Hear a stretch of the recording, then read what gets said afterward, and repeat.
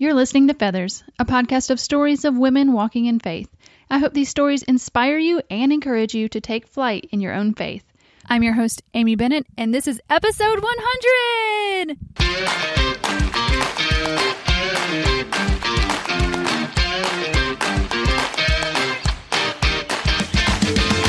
Well, hey friend, and welcome to Feathers this week. I absolutely cannot believe we are at episode 100. So let me set up this episode for you a bit for those that are just jumping in. For our 100th episode, I decided to celebrate big and host a live event where we recorded the 100th episode live.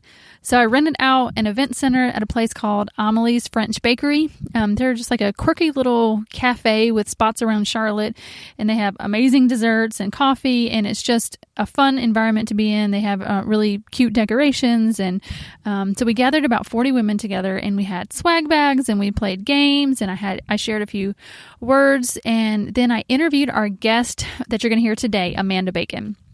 So I've known Amanda for a few years now, and she is a mom of 8, both biologically and from adoption. And then over the last year, I've watched as her family took a huge leap of faith to move from Alaska to the Charlotte area in North Carolina, not having any plans or house in place. And so we talked about all of that, and she shares just the incredible twists and turns with that. And I really cannot wait for you to hear her story. But before we get started with that, I just really wanted to say a few thanks to our sponsors that made our live event happen. So many people rallied around this event and made each and every woman feel so special. I heard several times at our event that it was like Christmas for them, and I loved being able to provide them with some rest for a few hours, some entertainment, some encouragement, and all these gifts to take home with them. And I really could not have done it without our sponsors. So I need to thank Infinite Wellness, Tyndall Momentum, Bethany House Publishers, Broad Street Publishing, Moody Publishers, and Lifeway. I was able to pick some of my top favorite books over the last 100 episodes from our authors that we've talked to. And we were able to give away Josiah's Fire, The Polygamous Daughter, Full, Looking for Lovely, Your Powerful Prayers, and Come to Me. So that was super fun to be able to do that.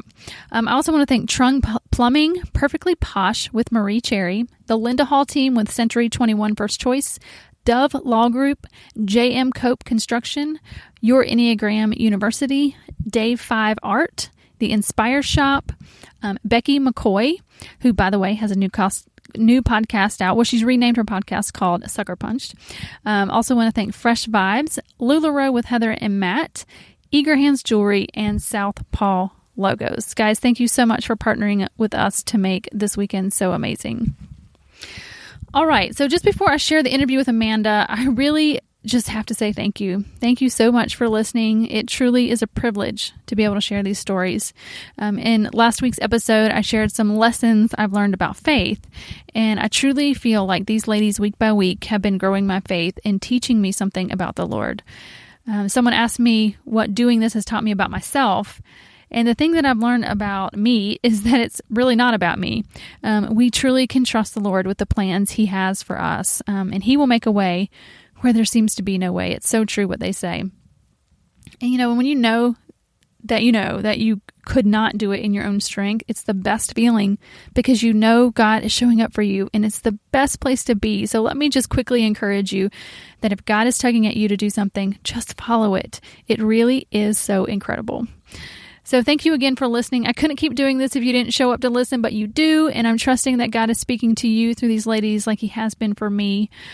So let's go ahead and get to another one. Today's 100th episode, the interview with Amanda Bacon. I'm excited to share a little bit of our time from our live event. So let's go ahead and get to it. So welcome, Amanda, to Feathers today.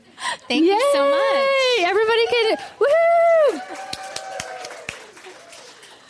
I'm so excited to have you here today. Thank you for coming out. Thanks for having me. This is a real treat. All right, so why don't we have you share a little bit about yourself and your family and what keeps you busy these days? Oh, goodness. Well, our family is new to the area. We moved here last August from Alaska, where I grew up. And I have 8 children, 5 bio, 3 adopted, and it's just one big crazy circus every day. So that's what keeps me busy. What else? I think I'll go into a little more about my family in a little bit later. Yeah, we're going to talk a little about that. Yeah, I'm on staff at Proverbs 31 Ministries, and I'm there one day a week because that's all my life can handle. And I work part-time. I work one day in the office and the rest at home, just here and there. So that's a little bit about me. Yeah. And so let's talk about, you're not new to podcasting. So you're probably chill because you're kind of used to podcasting. Tell us about what you do from ministry-wise with Masterpiece Mom and your podcast and all that. Right. So this is my first time being a guest on a podcast, but I am a host of a podcast called The Masterpiece Mom, and it's a blog, a website, and podcast for moms to encourage moms based on Ephesians 2:10. So I host that with my good buddy Ann Renee, who is in Alaska, who I left to move here.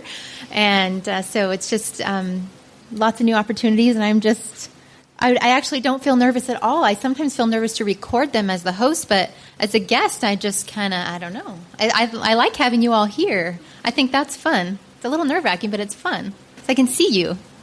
So, yay. Mm-hmm. Okay, so we got to talk about a couple of those things. Number one, Alaska. Who's been to Alaska? Is there anybody in the room? I see 4 hands. Okay, so you can teach a lot of us about Alaska today. I want you to tell me, tell me one thing you really, really miss about Alaska. Let's see. Well, of course, it's summertime in Alaska, and the high is usually on a really hot day, it'll reach 80, but no humidity. So yesterday, the day before, it was 80 degrees, which was like the furnace there. I mean, it's the furnace. You're getting sunburnt, you're dying. So I miss the summers are really, really green, but 70 is just the normal and we're average talking really hot day. On a day right now outside where we are, it's like 95 and it's an oven outside. Yeah, I feel like I'm sitting in the crater of a volcano just walking to my car. It's what it feels like. And I was telling my kids, I don't think there will ever be a day living here that I don't say hot right when I get out of the house or the car. It's just what we do. I've lived here almost a year now, and it's just hot. I thought winter was kind of summery. I really liked winter. Winter was really summery. Nice. Fall and spring are fantastic. People told me I would like fall and spring. Loved it. And do you guys does Alaska get, okay, this is where I start to show some of my ignorance in the small talk. Does Alaska get the 4 seasons? I mean, their 4 seasons? Yeah, I would say winter kind of 9 months of, not quite 9 maybe. I would say October to into April feels very wintry. Mm-hmm. Spring is technically March and April, but it's really muddy and brown. There's no green yet until May generally.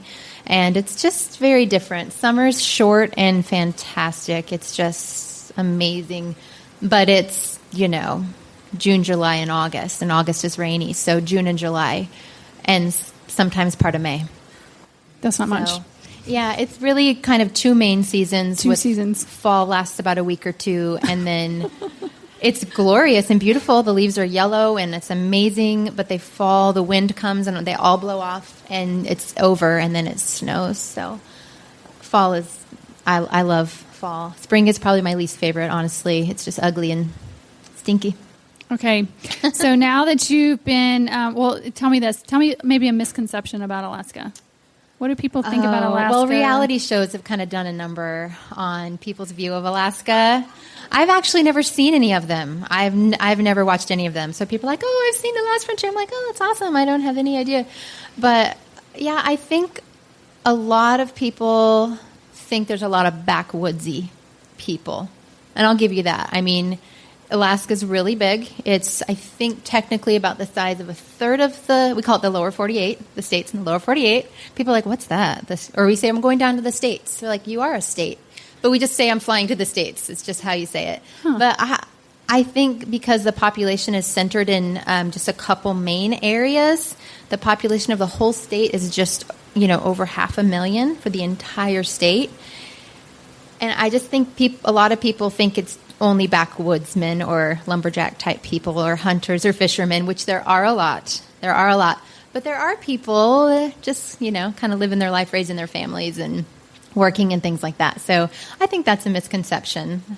Okay. Or that there's a lot of criminals and people go there to hide, which I've heard that, but I'm like, oh, I really? haven't heard that one before. Oh, okay. Well, it's probably true in some areas. But Okay, I went with the backwoods. Like, I would have woodsy people. You're not very woodsy, though, so, I mean. You get to be really gritty, though, and really tough. I mean, people are like, what? You what? I mean, when you're living there, I lived there just over 30 years, moved there as a kid from Seattle, and my parents were transferred up there with their job, and you just become really gritty, and you're used to the cold, you're walking to the bus stop with the moose and the northern lights, and, it's 10 below, and you're just okay. And that's just not normal to most people. So you just become really tough. Okay. Yeah. So I have to ask, after all of that, what do you think about the South? I think it's really beautiful. I think it's really beautiful and really hot. People are very kind. Our family is a bit of an oddity. We kind of look like a parade going through the store, and people are very kind, and we're mixed race, and so, but people are very kind. People are very curious, and I was a little bit afraid of, what people would say and what people would be like, and people are just very kind. So that's one thing I think about the South. And I think, maybe I haven't said y'all yet. I have not said that in a real sentence. I just can we do it on the podcast for the first time? Y'all? Y'all. I've said it like that, but not in a real sentence that I didn't mean. So if you ever catch me, that'll be my first time. I don't know. I think maybe a little bit wimpy is not the word I mean in a bad way, but a little bit fair weather-ish. Like, oh, that's so cold. I'm like, oh, no, it's so hot. Like, I didn't wear a scarf once all winter. That's my quote fingers going for you listening on the podcast. Winter wasn't wintry enough for a scarf. So maybe in the nicest of ways, just a little fair weather. I'm one of those because I'm the one in the winter jacket in summer at my desk. Look, my family's shaking their head. Yes, I wear my winter jacket in the summer at my desk because I get so cold. Air conditioning is cold. Yeah. And I think that's the only little beef I have is that it's really hot outside, but then it's Antarctic, like on the inside. So why can't we just like 70 degrees? That's all I'm wondering. I think we all would love that, right? I think 70 is degrees just everywhere indoor, all the time. It feels like 50, and I know it's probably a little warmer than that, but it's just such a difference. Yeah. And I'm like, let's be it's so friends refreshing. with 70. It's so refreshing when you come in. It is at first. It is at first. Yeah. I know. Okay, well, I do want to talk about your story. You mentioned your family, and it's a big thing. People have asked me why Amanda for the 100th. Is there like a specific reason? And Amanda, I was even going to go back how we met. I think it was She Speaks conference, maybe. Mm-hmm. Is that right? But I can't remember if it was last summer or the summer before. That's what I couldn't remember either. I felt like maybe 2 years ago because I didn't go to She Speaks. I just went to the Hope Writers gathering at She Speaks last year. 2 summers ago. Yeah, so I think 2 summers we kind of connected online. And then it was last year at the She Speaks conference, we did the Hope Writers. It's a writing group that we're in. Mm-hmm. We had a meetup at the conference. And then I was hearing you talk about the fact that you guys were actually moving to the Carolinas. Mm-hmm. And I already knew that you guys had adopted. And so I feel like her story really is about, number one, taking the leap of faith of adoption. And I felt like that was so special because that's kind of how this podcast started. So I wanted to kind of go to those roots and talk about her adoptions. And then I want to talk about, your big move and what that looked like. And I felt like that was really personal to me as well because my family actually my parents moved us down here from Maryland when I was just 3 years old. We lived in a pup tent for 6 weeks, and that was a big leap of faith for my family. So just that, I've had a lot of people on the podcast talking about moving their family and different things, and that was really impactful for me to see my parents make that decision when maybe it wasn't popular with the family or when there wasn't really a good explanation of why you were doing that. And so I felt like those two kind of parts of your story were special to me. And I just love you and have enjoyed following you and just being friends with you. So you're here. Yeah. So let's talk about that. Let's talk about first of all, your adoptions. Mm-hmm. So talk to us about maybe why that was a leap of faith for you guys, why you were doing the leap of faith. And, we obviously can't go through all of those adoption stories. We could be here for hours, really. But talk about, especially the first one, I think, was a big leap of faith for you guys. Right. So I'll preface all of this by saying about 10 years ago, I made a decision in my heart that I would say yes to anything God asks of me. And I would say yes no matter what it cost, and I would say yes even if I didn't understand any of it. And so that was a decision I made about 10 years ago. And at that point, my youngest, so right after that, I had given birth to our fourth child. So we had 4 biological children first. Right now, they are 16, 15, 12, and 9, those 4. And then we have the other 4, which I'll talk about in a little bit. We had those 4 children, and our youngest was just a baby, 8 or 9 months old, and God just began to really impress adoption on our hearts. And it was really confusing because we had 4 children.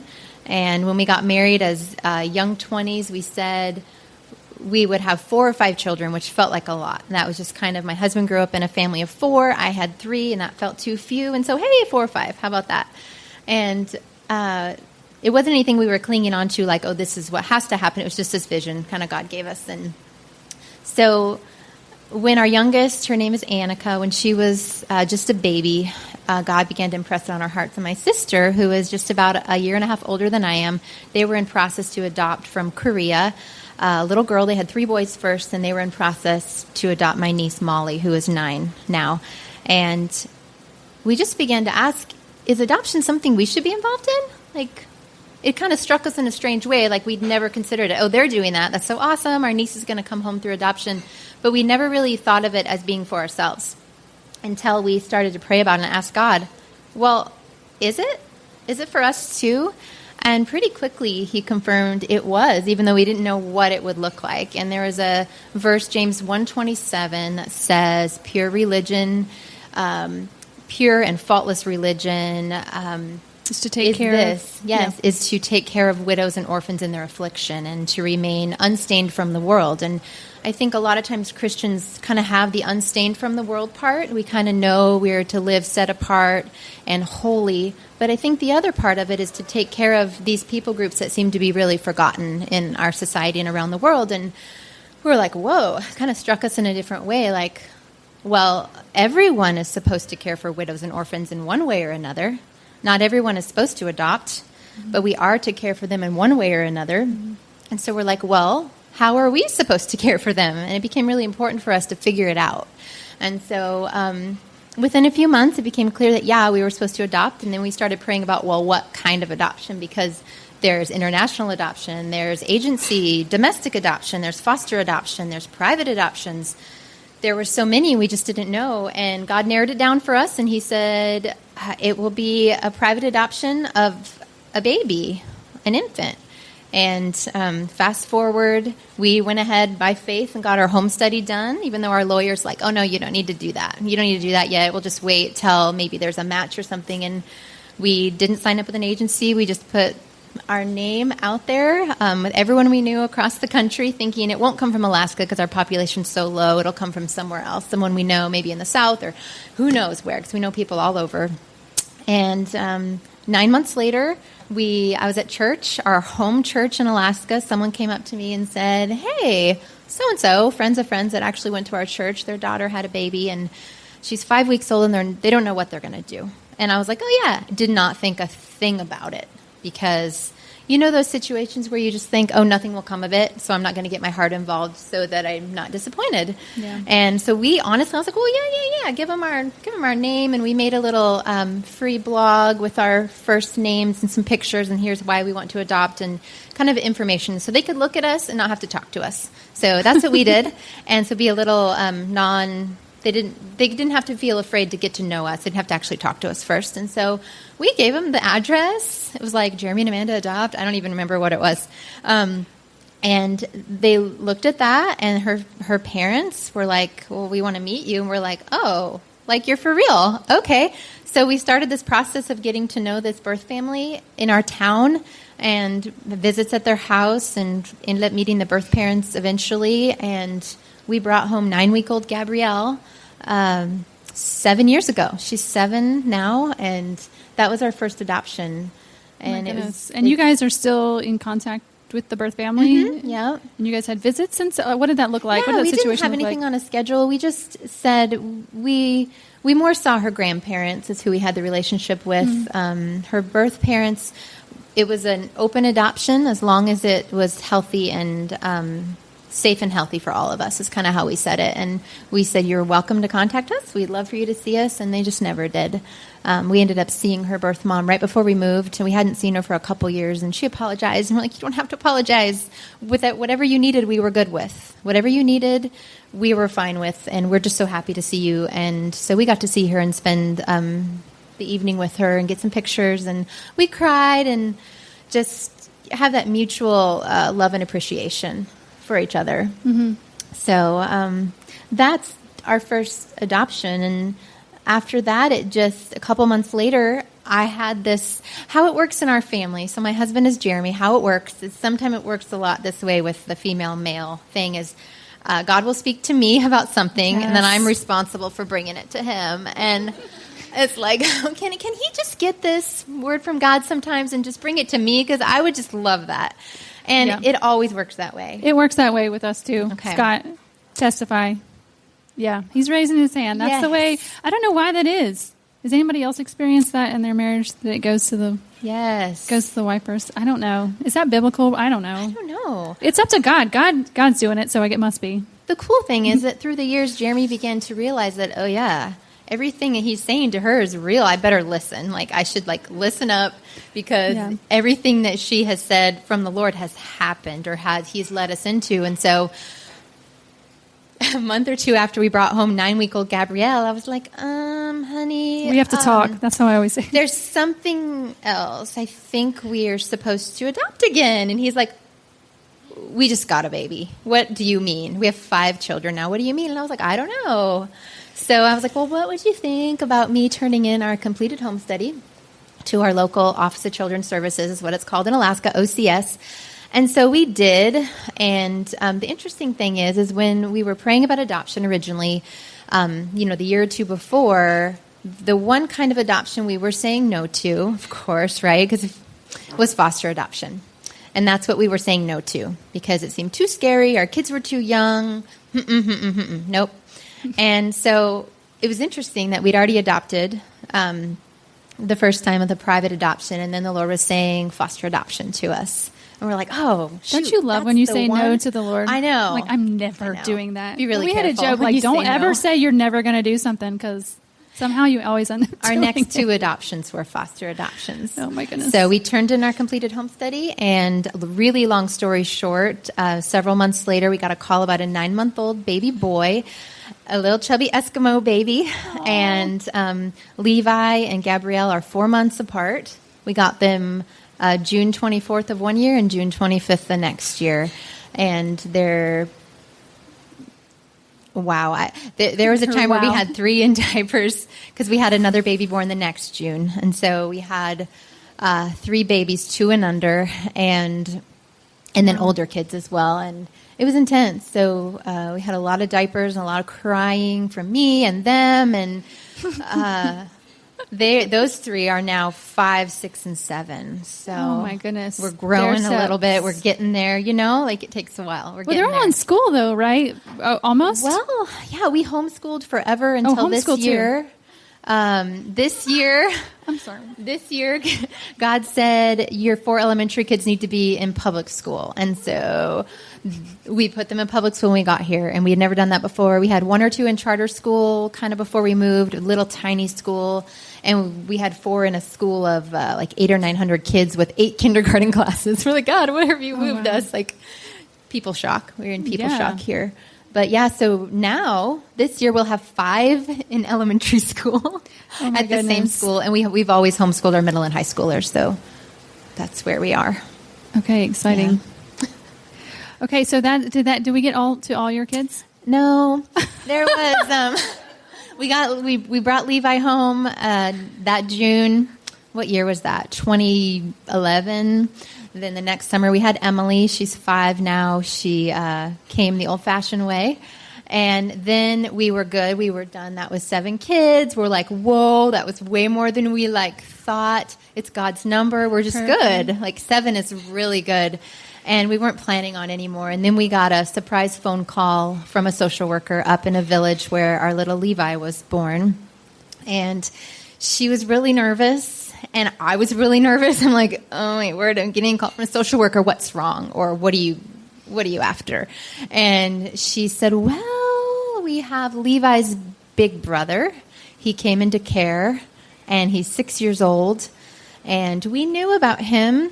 His original name was Jacob as well. I don't know if I've told you that. No. His name is Jackson now. It's a long story. He wanted to change it. And so we got this call, and I was shaking. Older kid. It was another foster adoption. We'd only done babies, and he would be out of birth order. He'd be older than 4 of our kids, and we were pretty shaken by it. And the thing is when we adopted Levi, the first little foster adoption, we had heard he had several half-siblings, and so we knew about him. And we had his name and birth date written down on a list just so we could tell our children later, these are your siblings. If you want to find them, here's some information. We never wanted to hide anything from them. So we had his name and number in the junk drawer of my island. I had it laying there, and I was like, oh, my word, that's him. But come to find out, they were full biological siblings. Oh, wow. They found their birth certificates. It sounds like a Hallmark movie or something. They were full biological siblings, same birth father, same birth mother, and we were floored. And the social workers floored, too. Said we did some digging. He's been in care for 4 months, and we didn't want to contact you yet till we knew what was going on. And he was living in a children's home because there aren't enough foster families in Bush, Alaska, not enough safe people. There's not enough foster families Anywhere. Anywhere. Please, if you're interested, sign up for That's that. right. You can That's talk right. to Sherry. So both of our boys lived in this children's home, and anyways, we waited about a week to answer, and we spoke to people we loved and trusted, and people were praying for us, and spoke to our families, and we have no idea. We said yes, and God confirmed it for us. It was a yes. It has been, Jackson is 9 now. He's almost 10. He's, both our boys have some special needs from their birth mom drinking alcohol in utero, so they have some fetal alcohol effects and ADHD, both of them. They look like twins, just, a foot and a half apart. People are like, how did they not know? How did they not know they were brothers? How did they not know each other? And, when you get in the world of kids coming from hard places, no strange story is off limits. I mean, kids are living in these horrific situations that you can't even imagine. And our boys never even knew each other existed till they got to our home. And we waited to tell Jackson that Levi was his little brother for several weeks, almost 2 months, because we didn't want him to think that we brought him home because of his little brother. We wanted him to know that he was loved and cherished and wanted just because he was him. And so that's what we did, and I told him, and hey, so do you know how babies grow in ladies' tummies? And he's like, yeah. And I was like, well, do you know what tummy you grew in? He's like, yours. I'm like, you're 6, and you came home 2 months ago, and he thought he was birthed by me. And I explained a little further, do you know whose tummy you grew in? And he's like, no. And, well, guess what? You and Levi, you came from the same tummy, and that means you were brothers even before you came, even though you've never met. And he was like, can I have a snack? I'm like, sure, that's fine. And they're just so unaffected, and they've been the best buddies. They get in the most trouble together. They can't share a room. They both share with a teenage brother. So Drew is my oldest. He's 16. He shares with Jackson. And Gavin is 15, and he shares with 6-year-old Levi. So tell me their ages again. Yeah, Drew is 16. The two that are brothers are 16? Oh, they are 9 and 6. 9 and 6. Mm-hmm. So how is that when they came home? Like, can you tell? It's like the whole, nurture versus nature thing. Yeah. Can you see the whole, you're saying they're getting in trouble together. So can you see that magnetic to monkeyness and trouble? There's a definite connection. The difference is Levi came home at 9 months of age and lived in abuse and neglect for 2 months, the first 2 months of life. Jackson lived in abuse and neglect for 6 years. And so his entire formative years were in an abusive home with all kinds of abuse and people shooting through windows. He lived in a very remote village in an island. When the social worker went to remove him from the home, he didn't have shoes or clothes. And so she said, I need all of his belongings and I'm taking him right now. I'm leaving the island with him. And they said, well, we don't have anything for him. So he lived in a horrific situation, and that's the difference. Levi didn't. They have some of the same damage to their brain from the alcohol in utero, but their life experience has been very different. And you can see that because Jackson's been used to protecting himself for years, and Levi didn't have that. So there's definitely a difference. God has done a miracle in his life. We've gone through some really rough times, some really hard roads, the hardest roads of my entire life. And I hope I never have to revisit anything like we have gone through. But God has been so faithful in his life. And we saw, a year and a half ago, we saw this flip just switch in his heart and his head. And he's just a new boy. Aww. He's always had the best heart. And our social worker, when she called us, she said, everybody loves him. And there's something so special about him. And even though he was coming out of this horrific situation, there was something so special about the goodness of his heart. He has never said one bitter or hard word about where he came from. When he first came, he just said, well, I'm in your family now. And that's how he's always looked at it. So he's a beautiful boy. Oh, yeah. So good to hear. Tough stuff. So I know just because I follow you on the web and you just described some of it, that this yes that you said to God so many years ago has not been easy. What are some of the things that through all of these adoptions that God has taught you about, living by faith? Yeah, I think he's taught so much. I know that women have this thing a lot of times where we want to just know the ending. We want to be able to control it. We want to know how it's all going to turn out before we say yes. And he's really taught me so much about just what faith really is. It's that, it's that leaping and trusting that he's going to catch you, that it's going to be okay. It might be hard. There's no guarantee it won't be difficult or excruciating even, but he will catch you and he will cover you with his feathers, like that verse says in Psalm 91. He's just taught me so much about faith, and based on the past, right? We can all do that. We can look back and see the faithfulness, and that gives us that the ability to trust moving forward. Because look what he's done already. Look what he's done through his son. Look what he's done through Christ. We can trust that he would give us every good thing that he can because he's already given the best. Why wouldn't he give us just these little things we need? And so that's been really huge for me.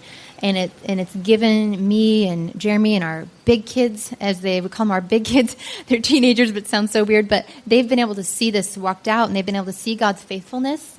And they've been able to trust as we've moved 4,000 miles away from all our grandparents, all the people that are our support. We need a lot of support. Yeah. We need a lot of support, and we moved here without any of that, not knowing what life would look like. So. Yes, I want to talk about that because you have this whole family. So how many years was it? So you have your family of 8 children, 10 altogether. How long is it before you have this beginning of this inkling that you guys are going to move? Well, I don't know what it is, but since I was young, North Carolina has been on my heart. We live in South Charlotte right now. It's been on my heart, and I could never explain it, and I did never think anything of it. Have you been here? No. Really? I've come here. So how it all happened that we were moving here is 4 summers ago. I came to a conference I've been dreaming of coming to for 5 years prior, and it's called She Speaks, and it's put on by Proverbs 31 Ministries, and it's a conference for speakers and writers and leaders, and it's a big commitment. It would have been for me to fly across the continent to leave my family, and it's a few days, traveling. The least I've ever gone is I think 5 days, because it's 2 days traveling total, 3 days at the conference with no extra. So it's a really big thing. I've come for anywhere from 5 to 7 days. But when I came that first year, it was something that I've been praying about for 5 years, that we couldn't do it financially. It was a big investment. It is a big investment. And finally one year, my husband said, it's time. It's time for you to go. And I've been kind of pining over Proverbs 31 Ministries for 10 to 15 years. I'm on staff with them now. But they've just been on my heart, their ministry and the She Speaks conference. I'm a writer and a speaker, and they've just been on my heart. And so I came finally and was just kind of like a kid at Disneyland for the first time, like, oh my word, I can't believe I'm here. Mm-hmm. And just being in Charlotte meant so much to me, and I couldn't explain it. And the Spirit just hangs so heavy on me when I'm here. Mm-hmm. And so when I was there at the hotel, there were people that would come up to me. Somebody came up to me and pointed to me and said, you need to be affiliated with Proverbs 31 Ministries. And I was like, what? Like, what is this? Gosh. And I would go to my hotel room and cry because I'm like, what is God doing? Like, and he began to speak, you need to be here. You need to be here. And that was 4 years ago. And you had all your children home? 7. I had 7. Oh my goodness. And he's telling you to move to the lower 48. I know, across the country. And oh my gosh. I waited to tell Jeremy about all of this because it was kind of big. And he was born and raised 40 years in Alaska and had verbally said before, I never want to leave. I have no reason to leave, and I'm not leaving Alaska. So I was like, okay, that's pretty good groundwork to work with here. And so I waited a few months after I got home and told him that, well, hey, while I was there's just something interesting that happened, and I think God wants us to move to Charlotte. And he's like, oh, well, I don't know about that. And then, the pat answer is what? We're going to pray about it. Yeah, we'll pray about it. And we literally did for 3 years. Oh, wow. We prayed about it, and I came back every summer. He sent me back every summer, and he's like, hey, aren't you going to sign up? I'm like, I can? And every year that happened, I can? And I came back every summer, the last 4 summers. I even came last summer when we were moved out of our house and living with my parents because we were moving back in 2 weeks. And I even came last summer, 2 weeks before we moved. And he sent me then, and I flew home, and 9 days later we moved here, living out of suitcases. And but God made it really clear a year ago. I was going to say, how do you get from, hey, I think we're going to move, to actually deciding to move? Clearly, I mean, through prayer, God, was there anything that really helped cement that? I mean, there's got to be a lot of things to make you move. There were a lot of interesting things. Yeah. We didn't actually tell our kids until we decided to move last May. They didn't know the 3 years of prayer because we just didn't know. We didn't tell them our parents. We didn't tell anybody other than a few close friends that were praying with us. And so it was hard because I couldn't talk about it with anybody. And it was also hard because we didn't know exactly why we were coming. There was no job lined out. There was no ministry position. There was just God saying, go. And literally that was the word he gave me the year before we moved, is go. And there was one day, about 9 months before we made the decision to go, I think she was 3 at the time, my youngest, Emily. We were at a wedding, and my good buddy, Ann Renee, who I'm in ministry with, and we have the Masterpiece Mom podcast and blog, and we were standing at a wedding together, and my little Emily turned around, no lie, she wasn't in our conversation. We were talking probably about bridesmaid dresses, and she turned around and she said, Mama, God says go. And Ann Renee goes, what did she just say? And I was like, I don't know. That was the word he had already given me. And my little peanut turned around, little sassy pants, and was like, Mama, God says go. And she skipped off. Just random. And we were reeling, and I'm like, Jeremy. He was standing next to me. He didn't hear, but Ann Renee's like, I heard it. And so we were talking about it, and we continued to pray that next year. And there was one Sunday in particular. That was it. We still hadn't talked to anybody. And it was becoming, summertime would be the best time to move because kids are out of school, the market's good in Alaska at that time, and probably everywhere. Everybody's transitioning in summer. And there was one Sunday where I was home sick from church, and Jeremy took 5 kids maybe to church, and I was home with 3, I think. And I know, it's so funny. It's like my real life. He just took 5 by himself, no big deal. And I was home, and I was on the couch, and I knew our pastor was preaching from Hebrews 13. Mm-hmm. And so I went ahead and just read it while I was laying there on the couch. And there was a verse that stuck out to me, and I'd never noticed this verse before, never really thought of it, never studied it for sure. And it was Hebrews 13:14. And it said, "We do not have a lasting city, but we seek the city that is to come, which is the unshakable kingdom." And I was like, whoa, like we are right in the thick of making this decision. And I wrote it down in my journal, in my bullet journal. I was bullet journaling at the time, if you know what that is. I wrote it down, and I was like, okay, shut up. I'm not going to tell Jeremy. I'm just not going to tell him. And he came home from church, and he didn't say anything. And he heard a sermon about that. Maybe the pastor just rushed right over it. I have no idea. But like 3 days later, men aren't, Jeremy at least isn't like going to just jump right on it. And he waited, and he remembered it. He's like, hey, it's like a Wednesday. By the way, in that sermon on Sunday, there's this verse that really stuck out to me. And I was like, oh, wait, what? And he's like, yes, it's Hebrews 13:14. "We do not have a lasting city. We seek the city that is to come." And I was like, wait a minute. So I got my journal and I showed him.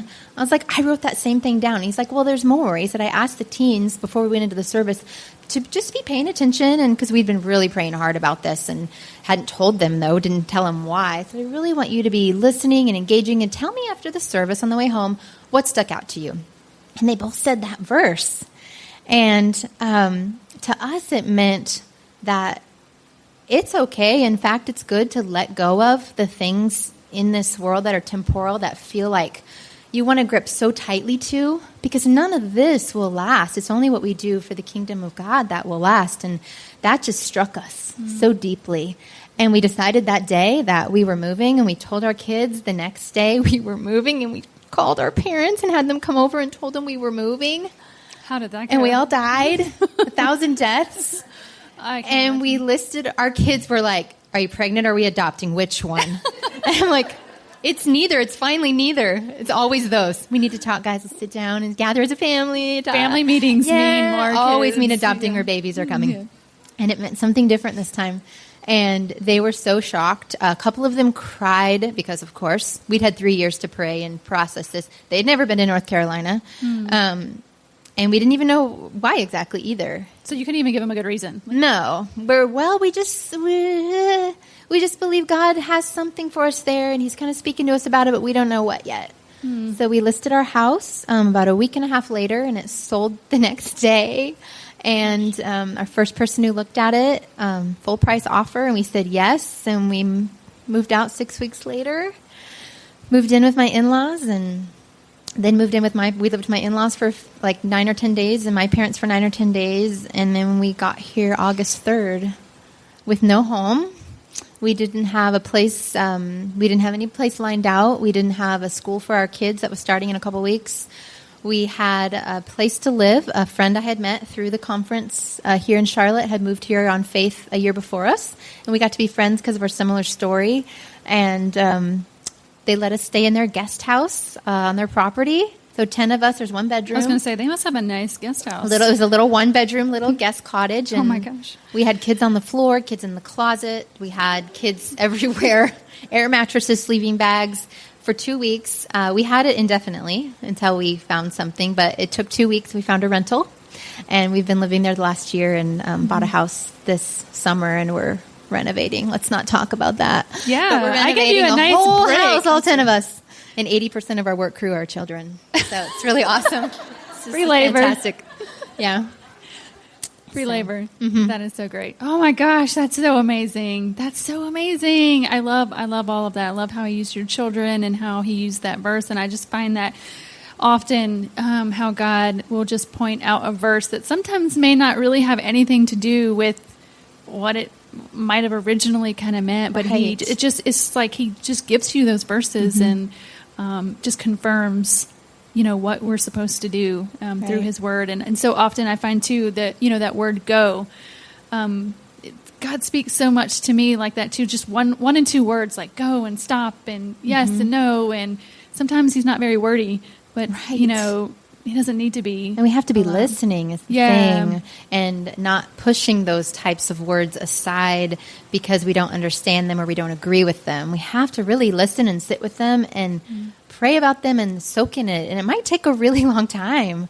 And I think sometimes we're so quick to get to the next activity or the next thing that we just kind of ignore things sometimes. So I'm trying to be really mindful about what what I'm sensing the Lord speaking, and not running past it. Yeah. And I love that you had people come in alongside of you praying too. There were people here, a lot of people here praying as well. Yeah. Yeah. That's so good. So what has it been like? We talked a little about the weather, but I know that has not been easy, not having a support system here. And you do sense, you've talked about that you now have a job with Proverbs 31. So somehow he worked that out.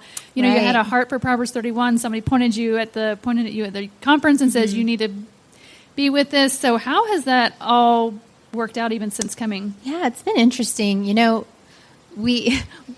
before we moved, people are like, well, why are you moving?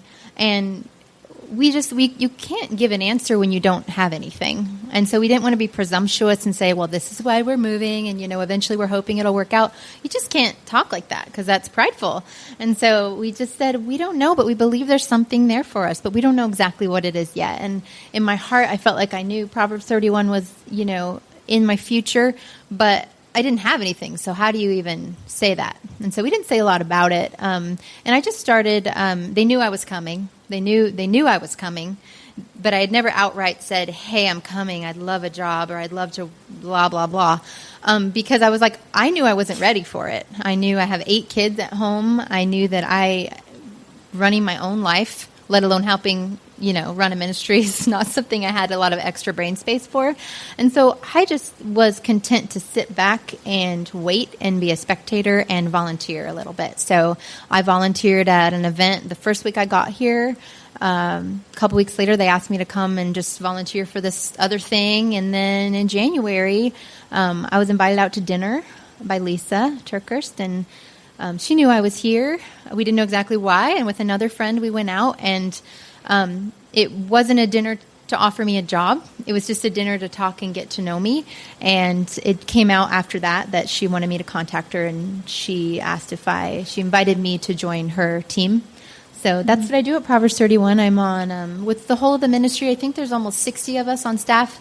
And then Lisa herself has a smaller team of, I think there's 6 of us that run just her stuff. So somebody does scheduling, somebody does social media, she runs her own Instagram, but, you know, other people schedule stuff on Facebook and things like that for her.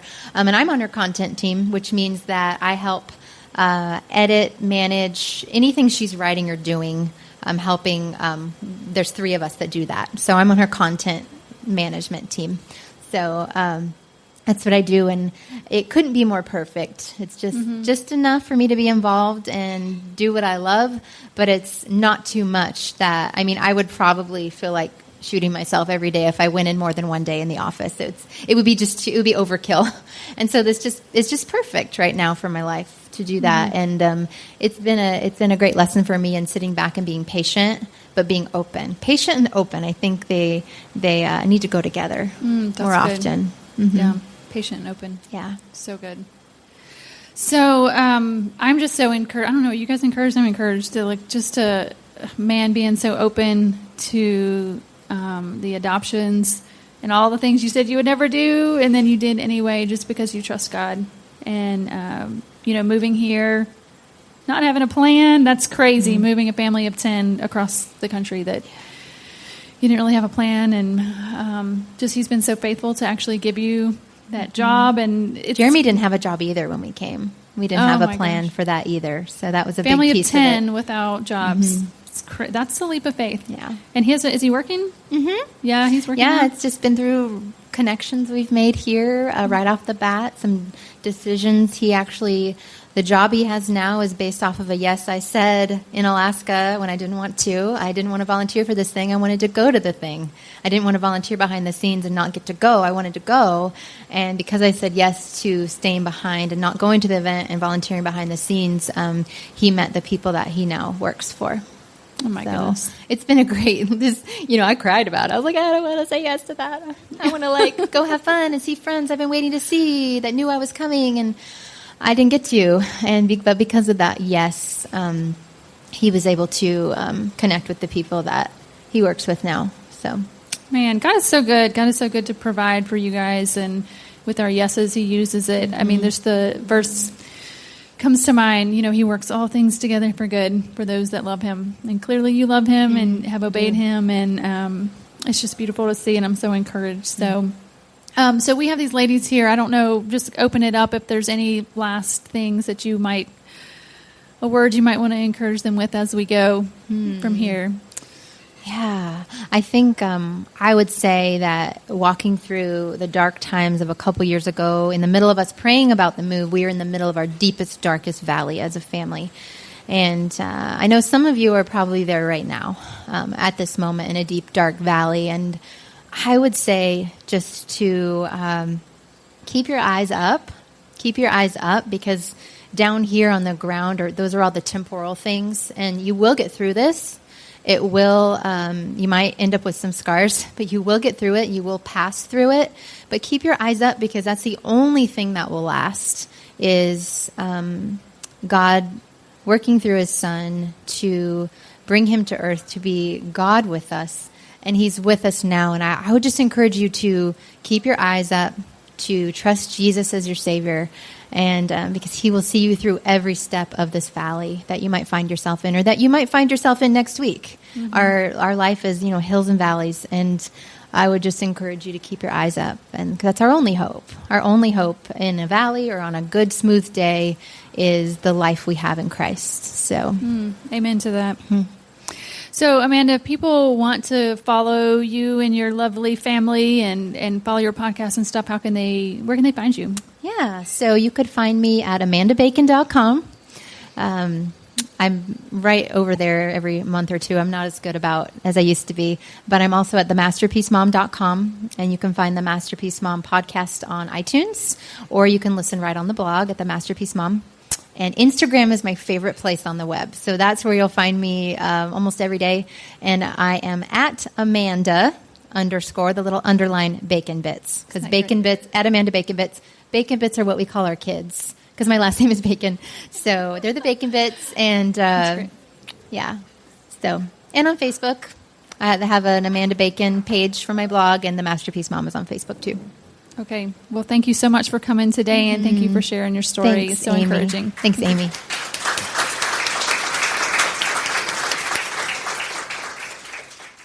Well, guys, I don't know about you, but I was just so inspired by Amanda and her family.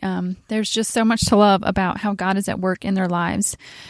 First, through the adoptions, I love that it was really a desire to obey God's word, and that they were so attentive to what God might want to do. They didn't come to him with an agenda. They just asked, is it really for them?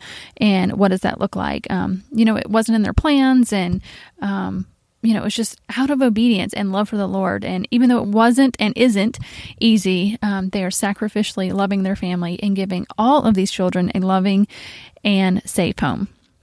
In the story of how they moved to North Carolina, I think it's just amazing how she always had a thing for North Carolina. It's like God was already placing desires in her heart so that he could fulfill them later. And, that lady pointing at her and telling her she needed to work at Proverbs 31, and then her child saying to go and, giving them another green light to go. I mean, it's just so clear God was directing them, and how they, even though they didn't know where they were going to work, they didn't know where they were going to live. I mean, for 10 people they had to house and care for, they went ahead and went, and God has just provided over and over through his people and through his direction. And isn't it amazing that she ended up working for Proverbs 31 and is actually working directly with Lisa now? You guys know I listed Lisa as one of my people I want to interview, so I just think that would be amazing to work on her content team. So this faith that she and her husband have that is so strong to follow even when it doesn't make sense and even when it requires sacrifice is just so inspiring to me. And I think it's just a perfect example of what living by faith is like. And I'm so honored to share their story for our 100th episode. So guys, I think that's going to wrap up our 100th episode celebration for the summer. I don't have a date yet for season 7. I am still praying about that. So just make sure you're tapped into our social media accounts. It's Abiding Ministry over on Instagram and Facebook, and sign up for our email list at abidingministries.net. You definitely are the first to know of any updates through that. So guys, honestly, from the bottom of my heart, thank you once again for listening, and we will see you next season on Feathers.